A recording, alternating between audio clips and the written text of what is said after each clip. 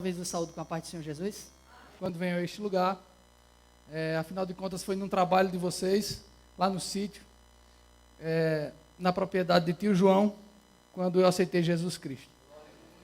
Isso há 20... Estou ficando velho. Há 22 anos atrás. Deus é fiel e tem nos guardado até este dia. É uma honra estar convosco. Vos desejo a paz do Senhor Jesus Cristo, que excede todo entendimento.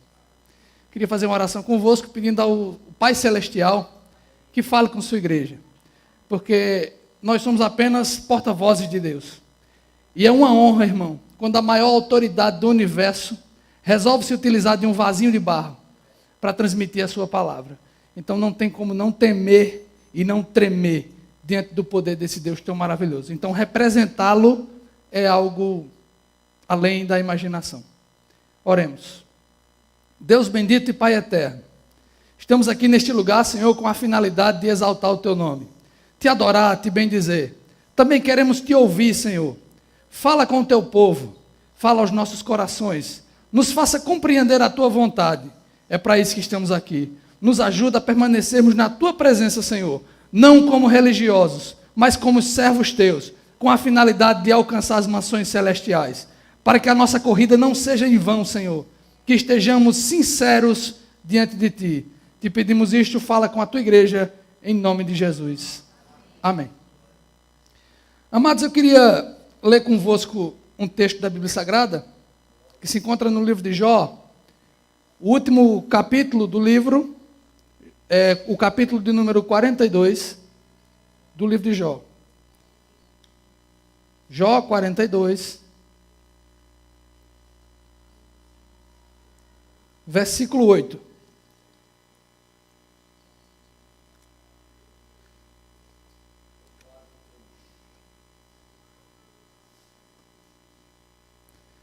Pastor Orlando, obrigado pela amizade, pelo respeito, pela honra. Tem uma coisa, irmãos, entregar o púlpito de uma igreja para alguém ministrar a palavra, para um pastor é uma coisa difícil. Porque você corre o risco, pastor, do camarada desmanchar anos de ensinamento seu. E é uma honra, ceder o púlpito também é honroso. Muito obrigado. Capítulo 42, versículo 8, diz assim: Tomai, pois, 7 novilhos e 7 carneiros, e ide a meu servo Jó, e oferecei holocaustos por vós. O meu servo Jó orará por vós, porque dele aceitarei a intercessão, para que eu não vos trate segundo a vossa loucura, porque vós não disseste de mim o que era reto, como o meu servo Jó. Então foram Elifaz, o temanita, e Bildade, o suíta, e Zofá, o naamita, e fizeram como o Senhor lhes ordenara, e o Senhor aceitou a oração de Jó. Abra também a sua Bíblia no livro de Atos dos Apóstolos, o capítulo 12.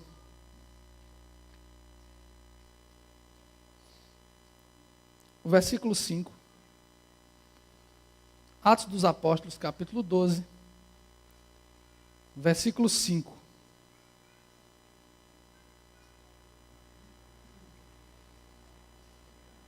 Amém? Pedro, pois, estava guardado no cárcere, mas havia oração incessante a Deus por parte da igreja a favor dele.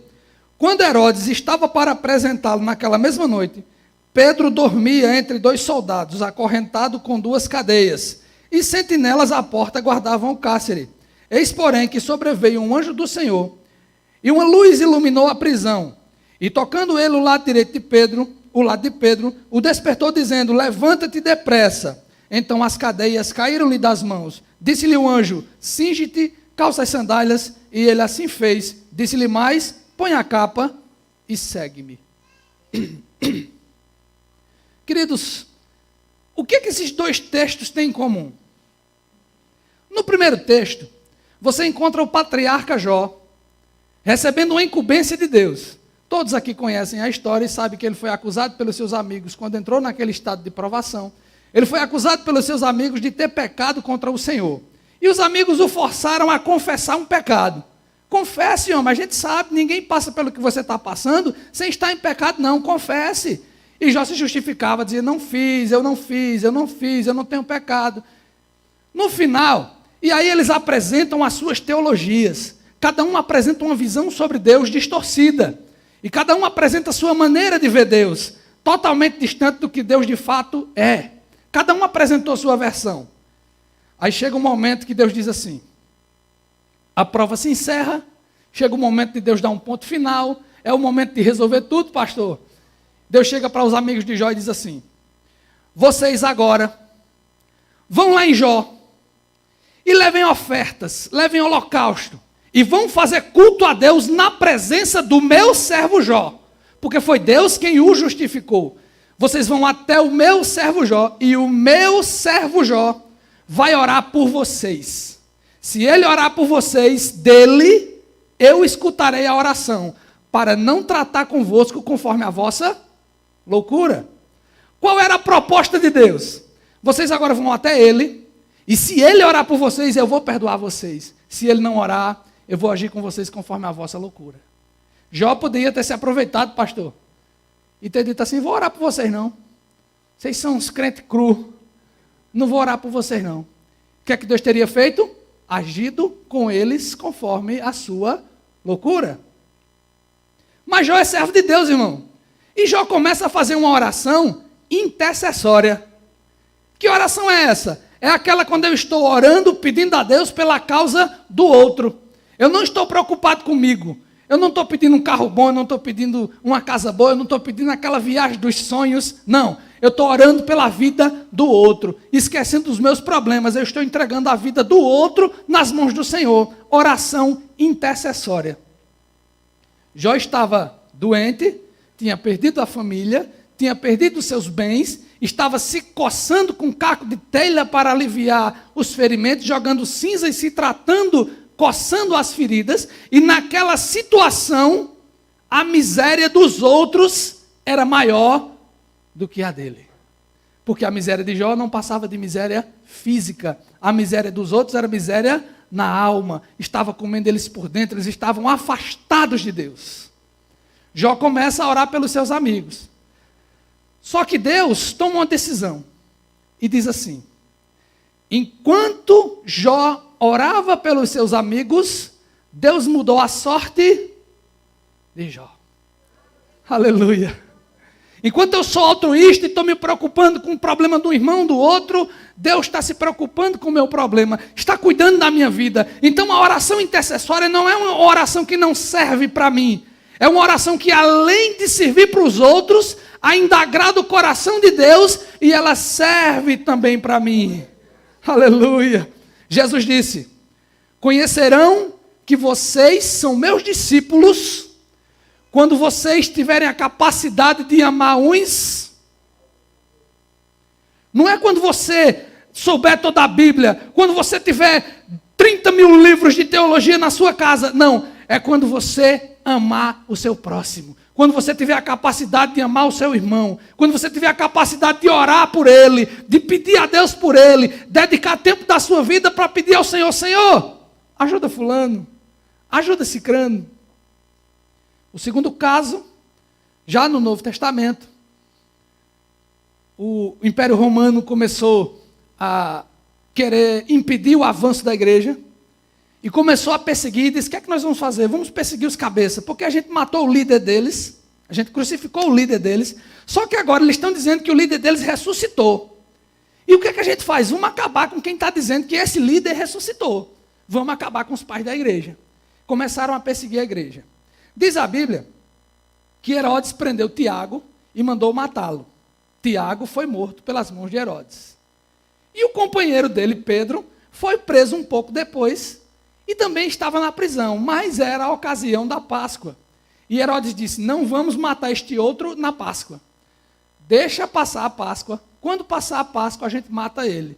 Já matamos um, vamos matar o outro. Parecia aquela história de nordestino, né? A gente mata um e amarra o outro para matar mais tarde, né?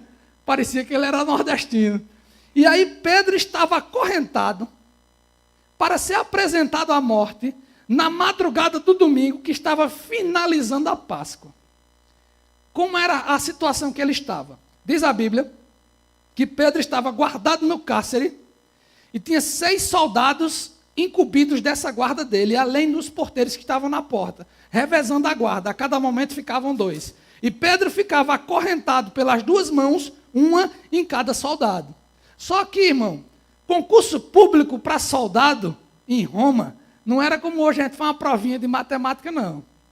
Ele escolhia no olho, assim. Ele olhava para uns cabos que parecessem mais com guarda-roupa. Aí pronto, esse aqui serve para ser soldado. Então Pedro estava acorrentado a 2 brutamontes. Um de um lado, um do outro. O que é que estava acontecendo com Pedro? Diz a Bíblia que Pedro não estava preocupado em fazer orações pedindo a Deus para livrá-lo. O que é que Pedro fez? Já sabendo, foi dormir. Já sabendo que o seu companheiro tinha sido morto, sabendo que ele era o próximo da fila era ele, sabendo que quando terminasse a Páscoa, a partir de meia-noite, já tinha terminado a Páscoa, ele seria apresentado na madrugada. Pedro, mesmo sabendo que naquela madrugada ele seria assassinado, ele dormiu. E dormiu tranquilo. E dormiu o sono dos justos, sabendo que o Senhor estava com ele. Porque, irmão, dormir sabendo, fulano, depois de meia-noite, não é não? Mas ele foi dormir, irmão, na confiança, meu pastor, de que o Senhor é poderoso para livrá-lo. E se não fosse, com a certeza no coração que o maior prêmio dele é a salvação. Então ele disse, se eu morrer igual morreu o Tiago, tá bom, vou para o céu. Se o Senhor me livrar, tá bom, vou continuar pregando o Evangelho. Essa era a visão dos crentes primitivos. Se eu morrer por Cristo, vitória. Se eu viver com Cristo, vitória. Não estavam preocupados. Mas a igreja estava preocupada. Senhor, vamos perder nosso líder. Já perdemos um, vamos perder o outro. Pedro, enquanto estava lá, diz a Bíblia, que a igreja se colocou em oração por ele. E aí ficou aquela coisa linda, maravilhosa, entrou pela vigília, e o povo orando, e o povo pedindo a Deus, e o povo clamando, Jesus liberta Pedro, Jesus liberta Pedro, Jesus liberta Pedro, Jesus liberta Pedro. Pedro dormindo e os irmãos na vigília, irmão, intercedendo por ele. O que acontece? Que o milagre acontece. Uma luz se acende dentro do cárcere, um anjo se apresenta, Pedro está dormindo tão, sono maravilhoso, irmão, que o anjo precisa bater nele para despertá-lo. Bora, meu filho, acorda. Pedro acorda meio, aquele jeito que a gente acorda, né? Destonteado, vai levantando, e o anjo vai narrando para ele, bora, meu filho, vista a roupa. Ele veste, as algemas caem da mão dele, ele vai ficando livre e vai achando que aquele é um sonho. Ele está desnorteado. Bora, meu filho, calça a sandália. Ele calça. Bora, ligeiro, ligeiro. Bota a capa. Ele bota a capa. Venha, me siga. E vai saindo. Os portões vão se abrindo, os brutamontes ficam lá, nem percebem a saída dele. Pedro vai saindo, quando atravessa a rua, o anjo pum, desaparece. Aí Pedro se dá conta de que não está sonhando. Pedro diz, nossa, não era um sonho. Era não, meu filho, deixe de lerdeza, corra. Aí Pedro corre. Quando ele chega, na madrugada, a igreja sendo perseguida, os irmãos orando escondido, alguém batendo na porta, o que é que acontece com os irmãos que estão dentro? Porque também ficaram com medo. Eita, vieram, foi prender a gente. Mas um corajoso vai na brechinha da porta. Quando olha, gente, vocês não acreditam. Diga logo, mas a gente está já morrendo aqui. É Pedro. Não, mentira, Pedro vai ser apresentado agora para morrer. É Pedro, meu, não estou dizendo a vocês. Então bota ele para dentro, corra, entra, fecha a porta. Aquela oração que começou pedindo a Deus para que Pedro fosse solto, terminou com Pedro na reunião, agradecendo a Deus por ter sido liberto. Aquela reunião terminou diferente, porque naquela reunião um milagre aconteceu. Terminou com a presença de Pedro, agradecendo, dizendo, Senhor, muito obrigado pelo milagre. Intercessão, irmão. Eu vivi isso. Dia 14 de novembro, no culto de missões na Assembleia de Deus, eu estava dando uma palestra no culto de missões. E durante a palestra, eu passei 2 slides, eu estava justamente com esse equipamento aqui, e eu passei o segundo slide. Quando eu passei o segundo slide, Eu fiz como dizia o Matuto, que consertava televisão antigamente. Apaguei som e imagem. Apaguei, irmão, no púlpito exatamente como estou agora. Meu corpo desacordado, eu caí para trás, sem proteção. Bati com a cabeça muito forte no chão e foi um estrondo horrível, que eu não sei como foi o estrondo, mas quem ouviu disse porque eu estava apagado. Foi um estrondo muito forte. Comecei a vomitar sangue ainda na igreja. Fui levado às pressas, um irmão me socorreu, os irmãos me acudiram, interromperam o culto, lógico, me levaram para o carro de um irmão, e eu sujei o carro todo de sangue, e vomitando sangue, meu coração parou dentro do carro do irmão John Lennon. O coração parou literalmente. E os irmãos começaram a fazer massagem cardíaca de reanimação. Tentaram me reanimar no carro. E apertaram com tanta vontade, meu pastor, que deixaram uma marca no meu peito, viu? Quase que eles partiam meu tórax. Mas obrigado, porque fizeram certo. Eles forçaram. E Jesus, não leva Jailton agora, não leva não. E a caminho do hospital. Quando foi chegando perto do hospital, meu coração pulsou um pouquinho. Aí eu vomitei sério dentro do carro do irmão. Desgracei o carro dele. Eu estou devendo uma lavagem, irmão, no lava-jato do carro dele, mas ele não aceitou. Eu desgracei o carro dele, vomitei inteiro. Claro que eu não sei, isso são narrativas, porque eu ouvia, eu estava desacordado. E meu coração pulsando muito fraco. Cheguei no hospital com sinal vital quase chegando a zero. Fui levado para o centro no trauma para a ala vermelha. Fui colocado num leito de UTI. E fizeram todo o procedimento. E eu estava em coma. O coração pulsando muito fraco. Minha esposa não estava no momento, ela tinha ficado na congregação da gente. E não estava comigo no momento. E graças a Deus por isso, porque ela não viu a cena de terror que se passou. E começou a ligação de um para outro. Ligaram para o meu irmão, que é um grande companheiro meu no Evangelho. E um grande amigo. Um anjo da guarda, na verdade. E ele ligou para minha esposa e foi se reunindo todo mundo. Hospital de trauma. Começou a chegar gente. Meu irmão chegou e foi conversar com o médico. O médico disse, eu queria saber informações do paciente que acabou de chegar. Ele disse, é do pastorzinho, porque eu estava de terno, né? Ah, é do pastorzinho que chegou? Meu filho, é sério o negócio dele. Isso o que foi, doutor? Ele disse, ele sofreu um aneurisma roto. E a chance de sobrevida nesses casos é quase zero. Além dele ter sofrido um aneurisma, ele sofreu um trauma no crânio. Ele bateu, além do aneurisma, ele bateu muito forte o crânio no chão. O cérebro dele está muito abalado e inflamado. E eu digo a você que as minhas previsões é que ele não suporta passar desta madrugada. Ele não vai sobreviver. Os sinais vitais dele estão muito fracos, o corpo dele está desistindo de viver e não tem o que fazer não. E nos casos como o dele, as pessoas morrem a caminho do hospital. Ele ainda chegou vivo aqui, mas não vai sobreviver não. Meu irmão respirou fundo, que não foi bom ouvir essa notícia, pastor Orlando. Respirou fundo. Minha esposa chorando e as meninas desesperadas com a situação. Mas meu irmão manteve uma postura que Deus deu a ele, uma força, uma fé. Ele olhou para o médico e disse, o senhor viu ele chegar de terno, não viu? Ele disse, vi. Ele não é advogado, não.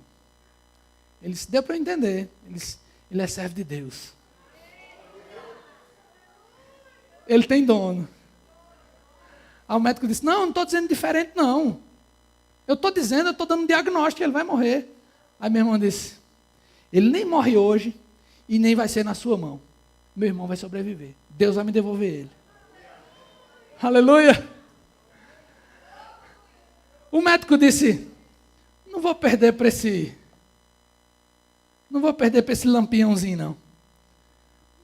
Faça o seguinte, é contra o protocolo, mas eu vou levar você para ver seu irmão. Aí você vai me dizer se ele sobrevive ou não.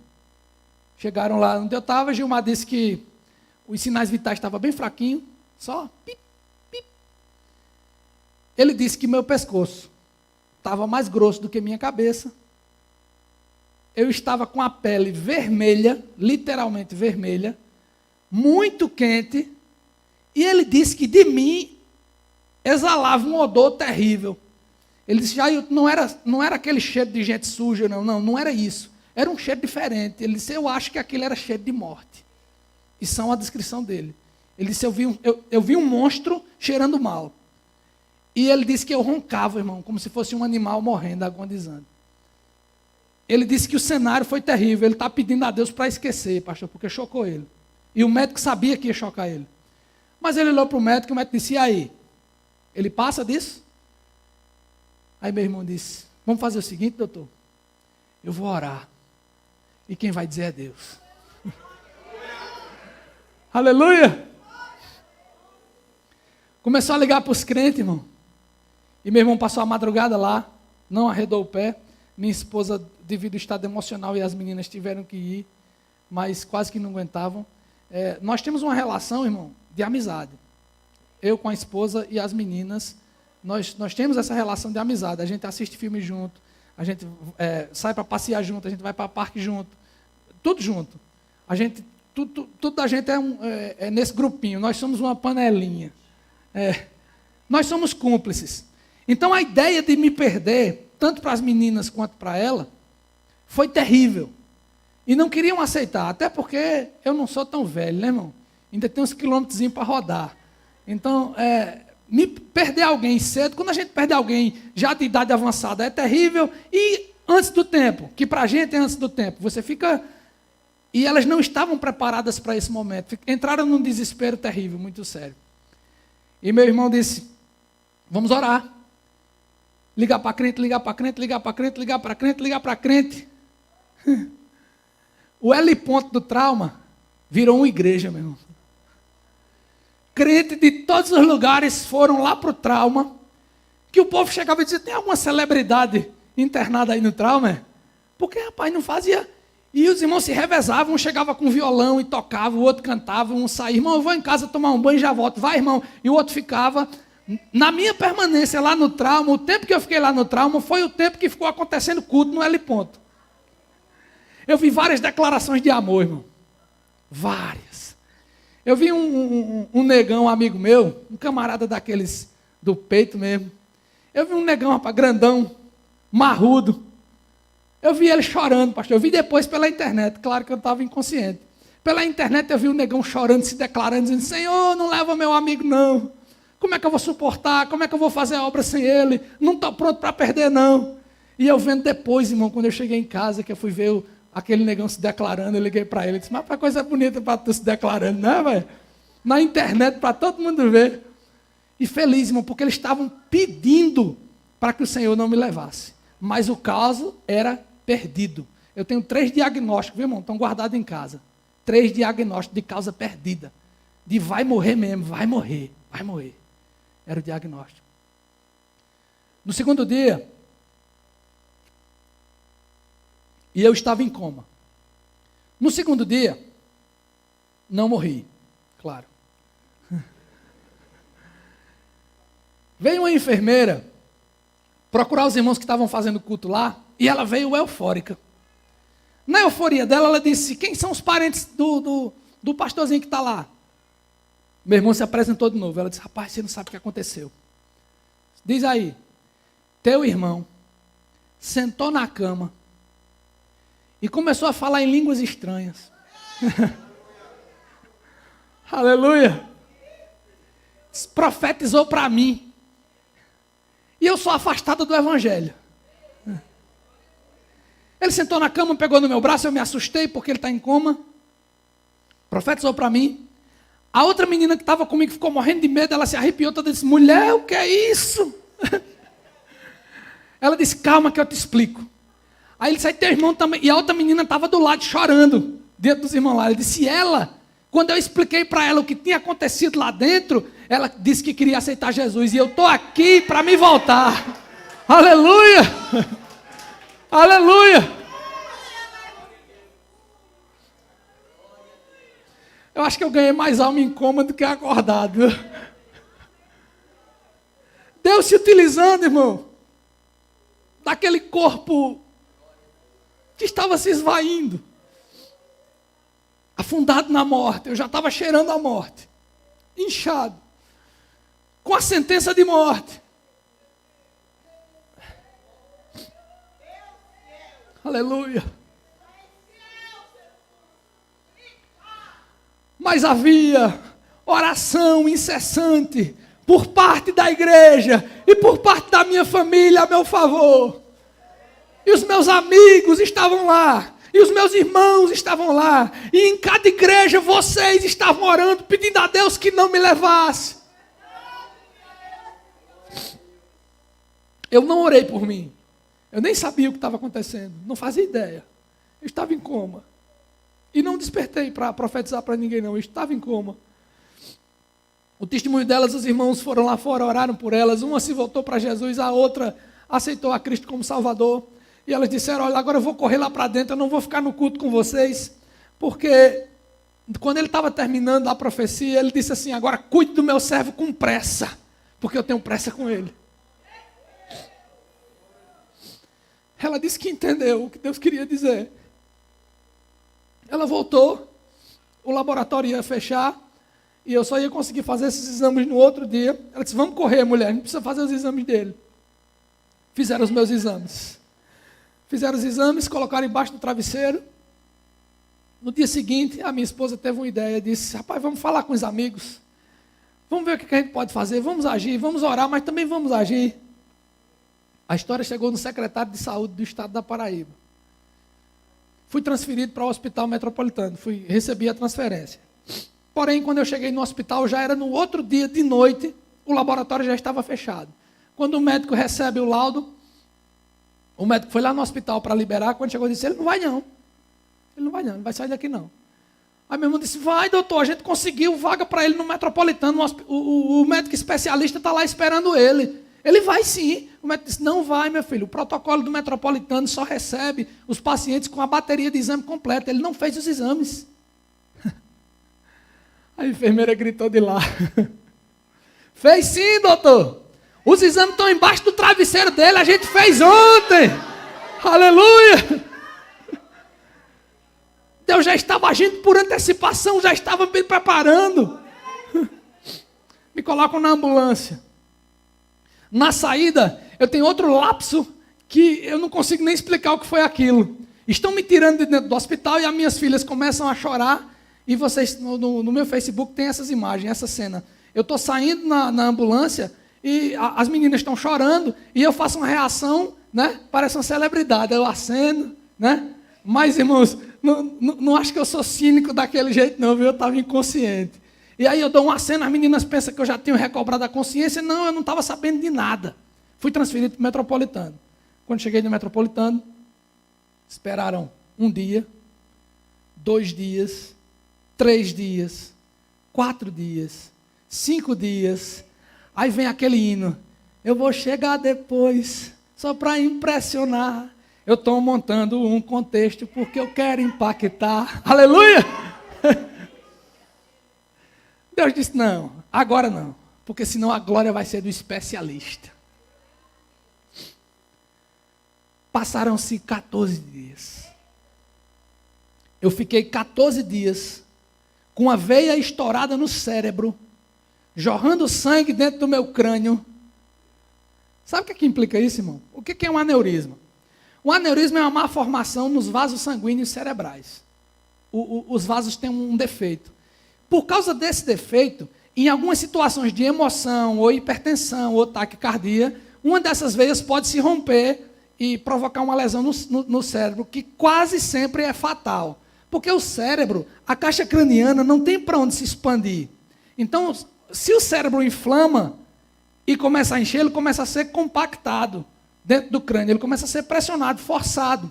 E o sangue que vai se acumulando oxida o cérebro, e ele começa a morrer. Se ele não morrer por causa da pressão intracraniana, ele vai morrer por causa do contato com sangue, que não pode ficar exposto o tecido com sangue, um tocando no outro. Por isso que o sangue tem que estar dentro das veias.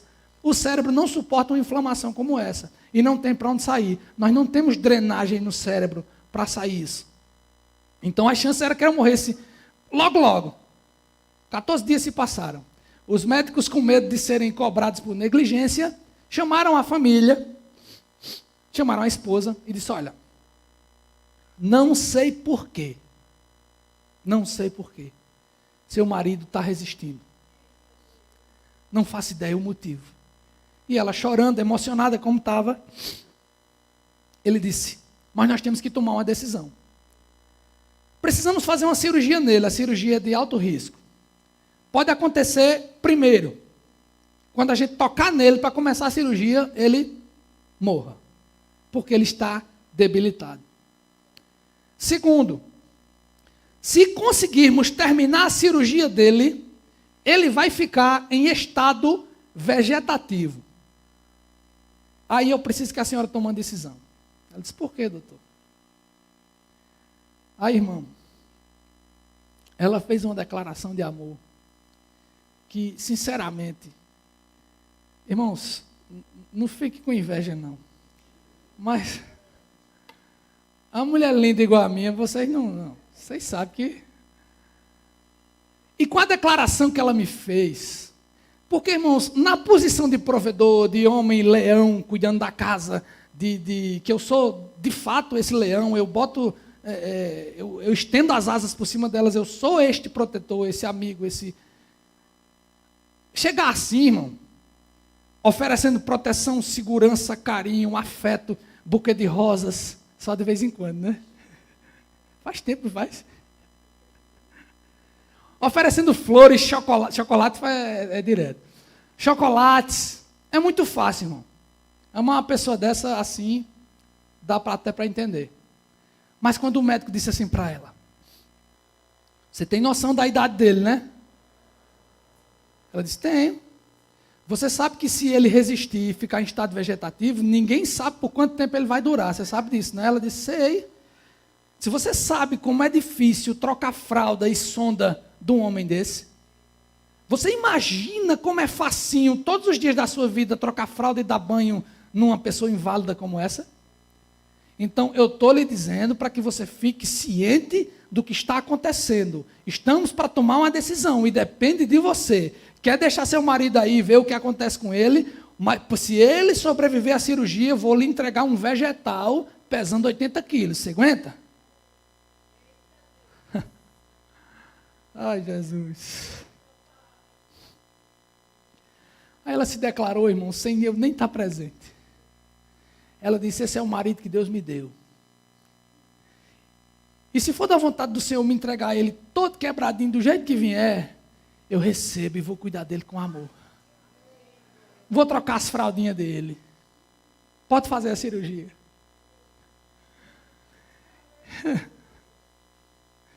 Perdoe a emoção, irmão, é porque chegar perto da cova, olhar para ela, na possibilidade e na impossibilidade de sobrevida. Quando você para pensar, irmão, foi agora em novembro. Quando você para pensar, a minha família hoje, nós estávamos, quando a gente saiu daqui, dei palestra aqui hoje de manhã, muito obrigado, pastor, por isso. Quando saímos, elas felizes, me abraçando e disseram, ô papai, e a esposa, obrigado.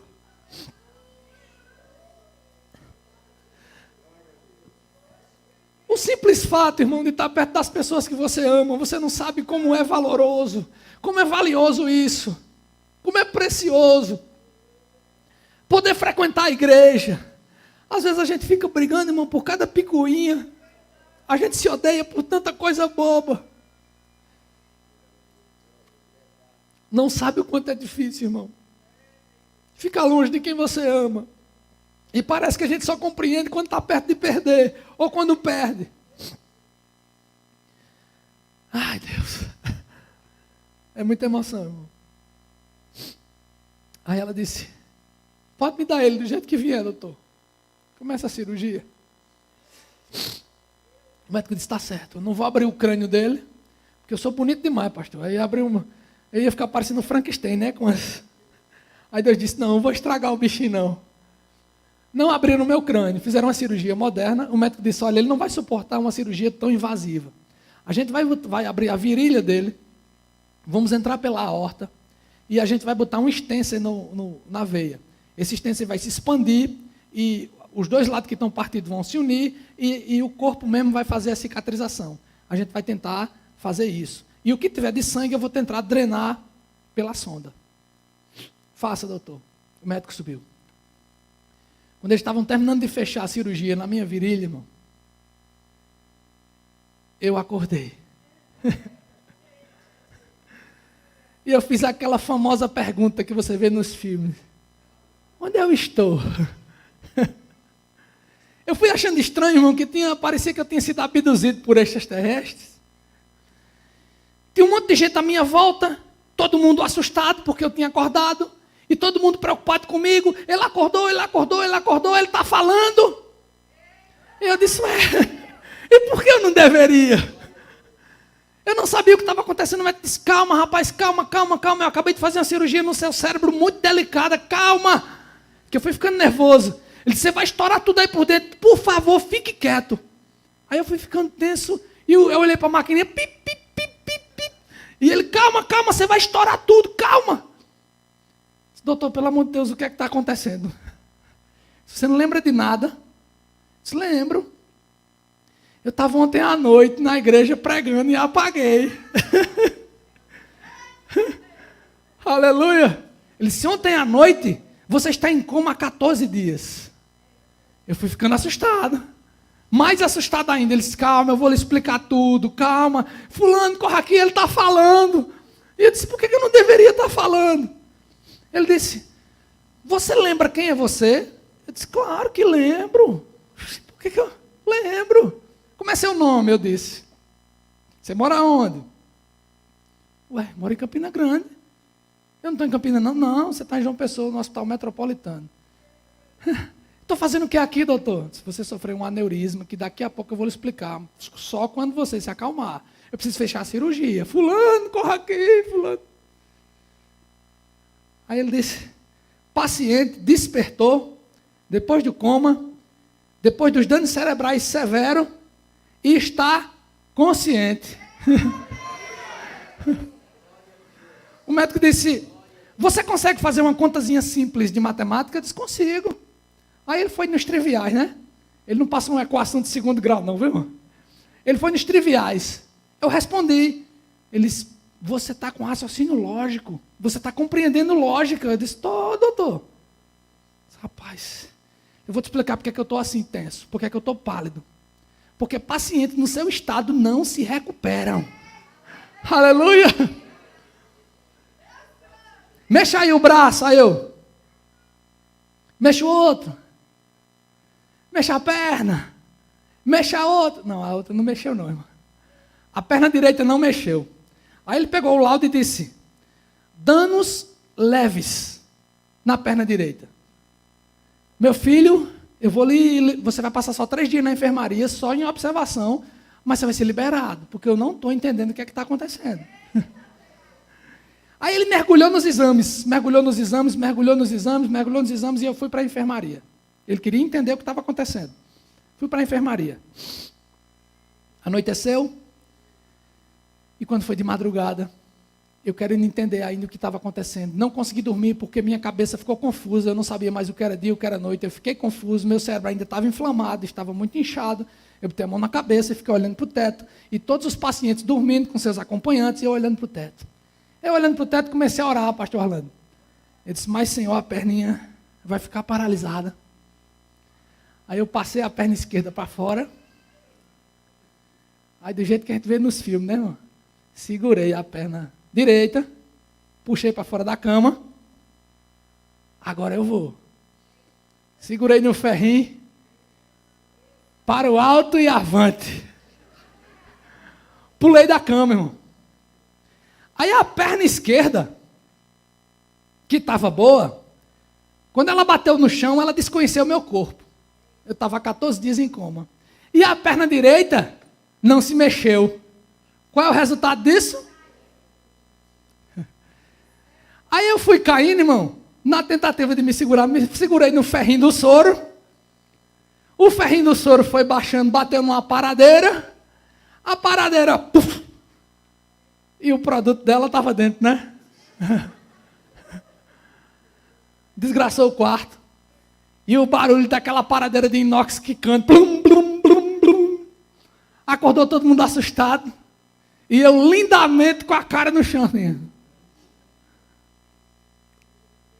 A esposa me deu umas broncas. Me levantou com o auxílio de outras pessoas, porque as pernas não funcionavam, me botaram na cama de novo e eu decepcionado, frustrado. A enfermeira entrou correndo e disse: você não se deu conta não, que uma veia do seu cérebro estourou e você costuraram agora de tarde. Te aquieta, homem. No dia seguinte, fiz outra oração, só que agora estava de dia, sob a supervisão de algumas pessoas. Eu pulei da cama de novo. Sabe o que aconteceu, irmão? Não dei glória ainda não, porque eu caí de novo. Depois dessa eu me aquietei. Fui para casa, aí os amigos começaram a chegar lá em casa. Quando eu cheguei, comecei a receber visita de um lado, visita do outro. No dia que eu recebi alta, o médico chamou a esposa e disse: olha, eu vou explicar para vocês o que aconteceu com ele, por que eu estou atônito. Eu não faço ideia, porque quando eu fui lá no cérebro dele, eu esperava encontrar um coágulo gigantesco dentro do cérebro dele e o cérebro dele morto. Eu encontrei o cérebro dele vivo e o sangue foi drenado e eu não sei para onde. Aí ele disse, na minha ânsia de entender o que estava acontecendo, eu fui procurar as enfermeiras que estavam cuidando dele. Elas disseram que todos os dias, todas as vezes que trocava as fraldas dele, as fraldas estavam cheias de sangue. Aí o médico deduziu, ele disse, eu deduzi que esse sangue foi drenado e eliminado nas fezes. Agora, o cérebro, quem conhece a anatomia sabe que não existe esse caminho no cérebro para que esse sangue filtre por ele e desça pela garganta para ser eliminado. Não existe esse caminho. O médico disse, na anatomia não existe uma passagem do cérebro ligando a garganta para que esse sangue fosse drenado. O sangue foi drenado pelas fezes? Foi. Como? Não sei. Obra de Deus. Ele disse, foi assim que seu marido sobreviveu.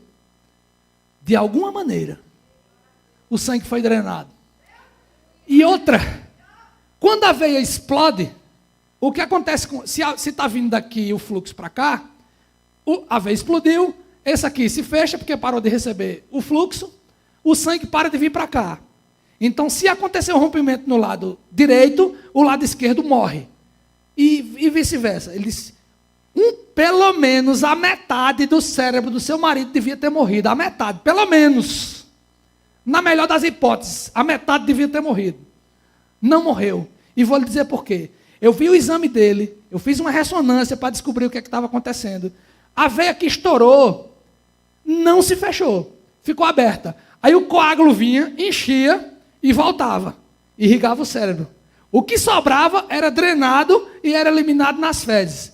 Ele disse, foi isso que aconteceu. Agora, como aconteceu, eu não faço a menor ideia. Aleluia!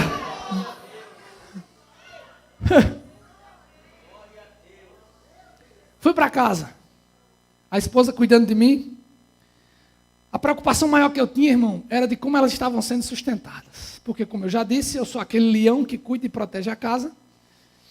E eu disse, meu amor, me diga só uma coisa. Como é que vocês estavam se virando?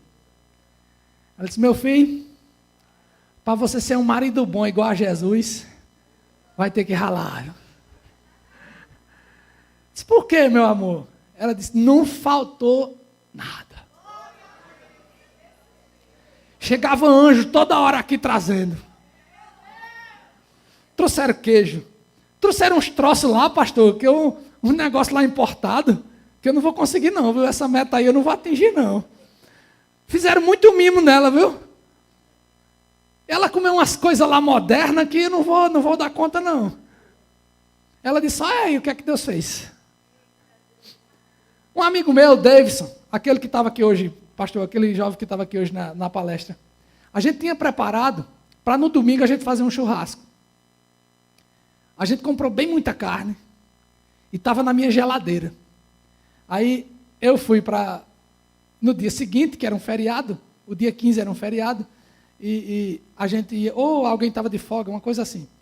E a gente marcou o churrasco para o dia seguinte, para segunda-feira. A gente ia se reunir para esse churrasco. Irmão, a geladeira nunca tinha entrado tanta carne nela, meu pastor. Aí eu sofri um aneurisma. Eu disse, como é que vocês vieram? Eu disse, meu filho, a gente quase que não dava conta de tanta carne. Os meninos ligaram aqui para casa e disseram, olha, a carne do churrasco vão usando aí, viu? Deus supriu todas as necessidades. O único problema era a ausência minha. Mas elas foram bem cuidadas pelo Senhor. Cheguei em casa. Quando cheguei em casa, recebi a visita de um irmão, muito carinhoso. Jair, eu vou te dar um presente.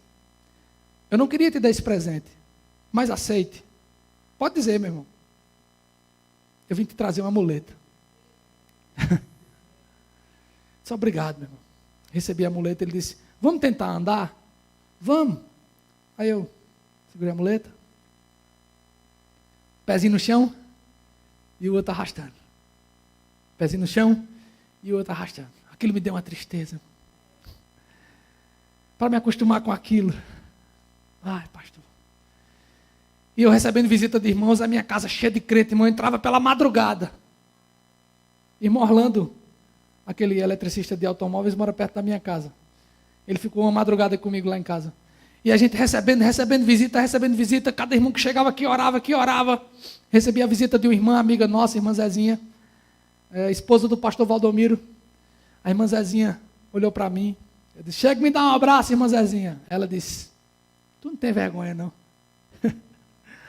Eu disse, oxe, irmã Zezinha, tenho. Eu só dou um abraço em você quando você largar essa muleta.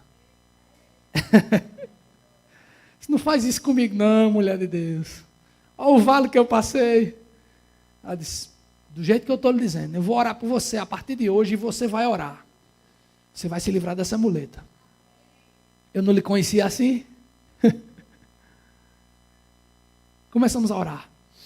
3 dias de oração, eu olhei para a minha perna direita, e orando. O dedo polegar fez. Nega, corre aqui. Meu polegar mexeu.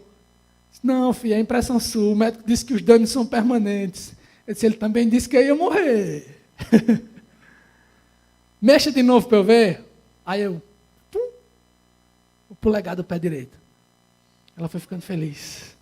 No dia seguinte, eu intensifiquei a oração. Aí o tornozelo fez.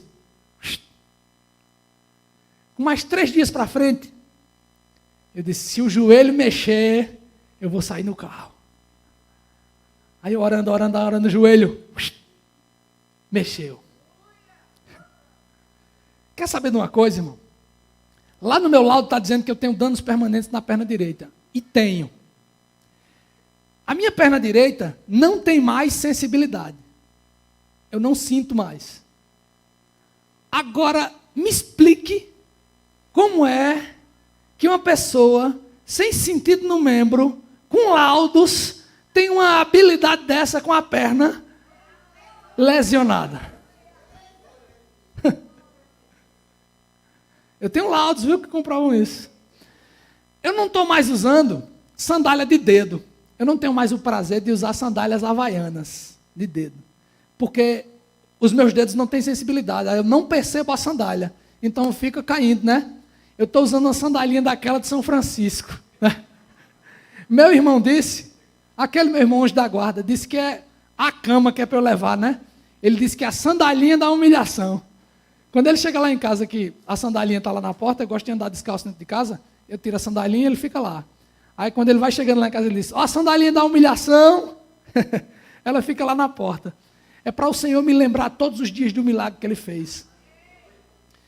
Voltei lá no hospital e foi no dia do retorno. Chegamos para fazer o retorno. Quando chegou, chamaram minha ficha. Entrei caminhando, claro. Entrei caminhando. Sentei na cadeira. O médico pegou o prontuário, lá no Metropolitano, o cardiologista. Me desculpem, eu não lembro o nome dele. Tem lá no meu laudo. Ele olhou, passou de um lado, passou para o outro. Olhou para mim, olhou para a esposa, com a cara de desconfiado. Passou a mão do jeito que eu estou fazendo aqui. Ele ficou olhando e disse, me dê 1 minuto. Fechou o prontuário, foi lá fora. Conversou em 5 minutos com o atendente, voltou, olhou para mim com a cara desconfiada, sentou de novo, abriu o computador, disse, me dê sua identidade, por favor. Eu entreguei a identidade a ele. Aí ele disse, o que está acontecendo, doutor? Ele disse, olha, me desculpe eu ser sincero com você, mas o paciente do prontuário e a pessoa que está na minha frente não são a mesma pessoa. Eu disse, o senhor está insinuando o que? Ele disse, não estou insinuando nada. O seu laudo está dizendo que você tem dano permanente na perna direita, o seu médico já não sabia por que você não tinha morrido, e como é que você está andando? Eu disse, doutor, o senhor está achando que eu estou fingindo porque eu quero um laudo médico? Deixa eu mostrar uma coisa para o senhor. Eu peguei os outros 2 laudos. Eu disse, eu tenho 2 aqui. 2. Um está me dando direito a 120 dias e outro a 6 meses, com direito à revisão, porque os danos são permanentes e a tendência é que eu me aposente. Está vendo esses 2 laudos? Eu vou mostrar ao senhor. Procure carimbo do INSS nele. Disse, não tem. Se o senhor está pensando que eu vim aqui atrás de laudo para levar para o INSS, eu tenho 2 e não usei, porque eu disse ao Senhor que Ele vai me curar e eu vou voltar às minhas atividades. Aleluia! Se o senhor está se queixando pelo laudo, se o senhor quiser me dar o laudo descrevendo o que eu tive, porque eu preciso dele para provas, porque Deus me curou, e eu vou dizer isso onde eu chegar, eu preciso desse laudo para provar o que o Senhor fez. Aleluia! Mas por INSS, doutor, se preocupe não, que eu não tenho nem desejo. Está bom, eu vou lhe dar, eu estou vendo que você realmente não tem motivo para fraudar nada, não estou entendendo. Mas, e a perna? De fato, a perna eu não sinto nada nela. Oxe, homem, como é que tu mexe? O senhor devia me explicar, não? Ele disse, bom, você é um rapaz de muita sorte. Ele disse, não, eu sou um rapaz abençoado. Porque alguém lá do céu olhou e disse assim, eu vou deixar ele mais uns dias na terra. Ele ainda vai lá visitar o pastor Orlando. Ele ainda vai anunciar a palavra de Deus. Eu ainda quero ele pregando o meu evangelho. Eu ainda vou atender o pedido da família dele. Eu vou devolver ele para a sua família. Vou devolver ele para a sua igreja. Aleluia. Para finalizar, Deus é tão bom, irmão, que quando eu cheguei em casa, e vou finalizar agora, foi tomar banho. Quando fui chegando do hospital, a perna ainda não estava mexendo, eu estava usando moleta. E a esposa se aproximou de mim e foi me dar banho. Eu disse, não, amor, faça o seguinte, liga o chuveiro, bota as coisas aqui perto de mim, bote a muleta perto de mim aqui, e por uma questão de princípios, eu não quero me sentir assim, deixa eu tomar banho. Ela disse, tá bom, se precisar de alguma coisa você me chama. Eu liguei o chuveiro, escorado na muleta, e tomando o banho bem à vontade. E eu tinha um tupetão bem bonito, irmão. Aí eu, escorado aqui, quando eu passei a mão, irmão, o meu topete veio de uma vez. Eu olhei para o topete assim, não, mentira, aí joguei o cabelo e... Quando você vai ficando careca, irmão, aí, quem sabe, quando você vai ficando careca devagarzinho,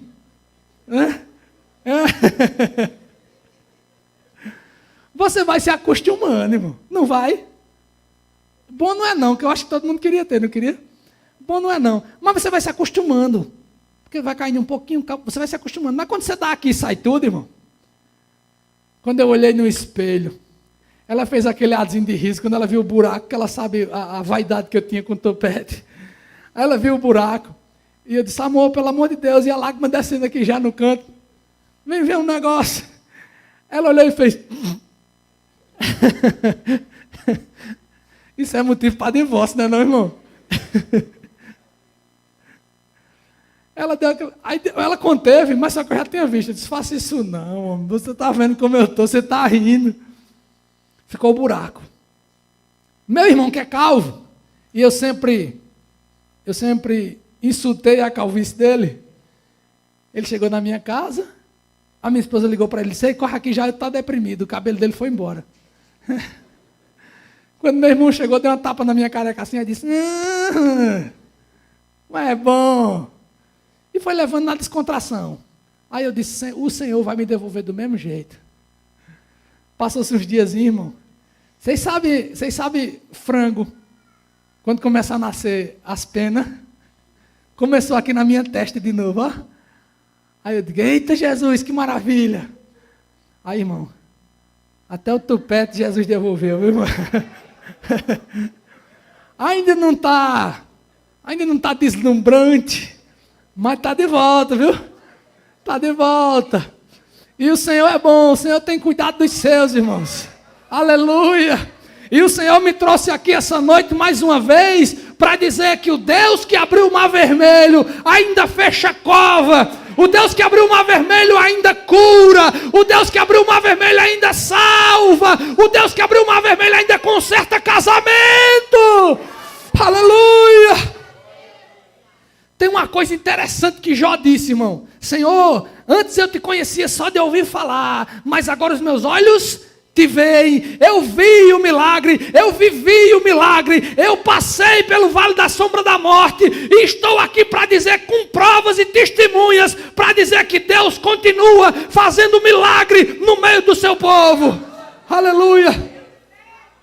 Igreja de Jesus Cristo, sabe por que isso aconteceu? Porque a igreja não cessou de orar. Eu descobri o tanto que eu sou amado. Eu descobri o tanto que é importante estar no meio da igreja. Eu descobri por que é importante estar no meio dos irmãos. Eu descobri que tem pessoas que me amam e intercedem por mim. E quando eu não podia pedir a Deus, Senhor, poupe minha vida, alguém pediu por mim. E eu quero agradecer do fundo do meu coração a você, igreja. A vocês que são de fato meus irmãos. Obrigado porque oraram pela minha vida. E eu sou resposta da oração de vocês. Esse milagre não é meu. Esse milagre é nosso. Esse milagre é da igreja. Esse milagre é de Cristo. Esse milagre é da minha família. Esse milagre é para o mundo enxergar que Deus faz milagre. Que Deus abençoe a igreja.